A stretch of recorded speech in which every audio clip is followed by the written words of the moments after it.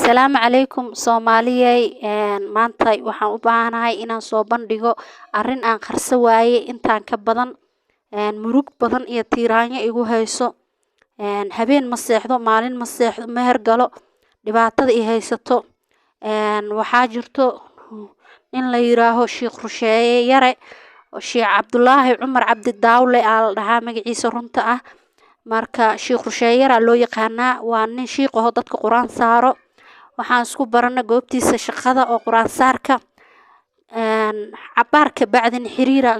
oo aan waa isla xiriirnay ka bacdi waa isnikaaxsanay uuraan leeyahay ninkii waa Nairobi aan joogaa asaga waa ka tagay dhagax leeyo aastay oo dadka Quraan saarayay waa ka sii tagay hadda waxaan maqlay inuu Muqdisho joogo uuraan leeyahay markii aan dhahanay taleefankii waa iga qaba waaye waana maqan yahay Nairobi waa ka maqan yahay taleefanka waa qaba laayahay waxaa jirto aniga ninkaas lacag hadii aan masabidahayo amba aan beenka sheegayo dhiiga jiro oo DNA la dhahayo cunuga caloosheeda ku jiro waa la baaraa dhiiga laga baaraa asagana waa la baaraa hadii uu iskeeni waayo aniga ninkaas anaa dulmiyay Soomaaliyey halleegu raadsho meel allaala aniga tolkiisa ma aqaan ehelkiisa ma aqaan walaalkiisa ma aqaan walaashiis ma aqaan ina igu raadisiin ii sheer gareysiin ha u baahanahay mana ihi aniga sheer iyo leeg iyo maraadiyooyi TikTok na maanta ka hor ma ka soo hadlin laakiin maanta daruuf on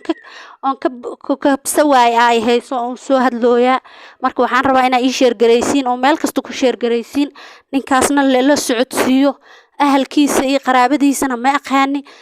lambarkii aan ka wacana ma iga qabahayo risaala u diray oo fariin qoraaleeda u diray ma ka soo jawaabayo codaan u duuba ma ka soo jawaabayo ma ila hadlaayo marka dhibaatadaas ay hayso waxaan u baahanahay ina ii sheer gareysiin meel allaala meeshay naqataba iigu sheer gareysiin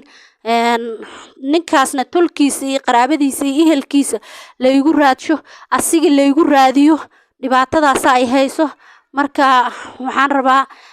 insha Allah biidnillaahil kariim wa ni salaama wassalaamu calaykum wa rahmatullaahi wa barakaatuh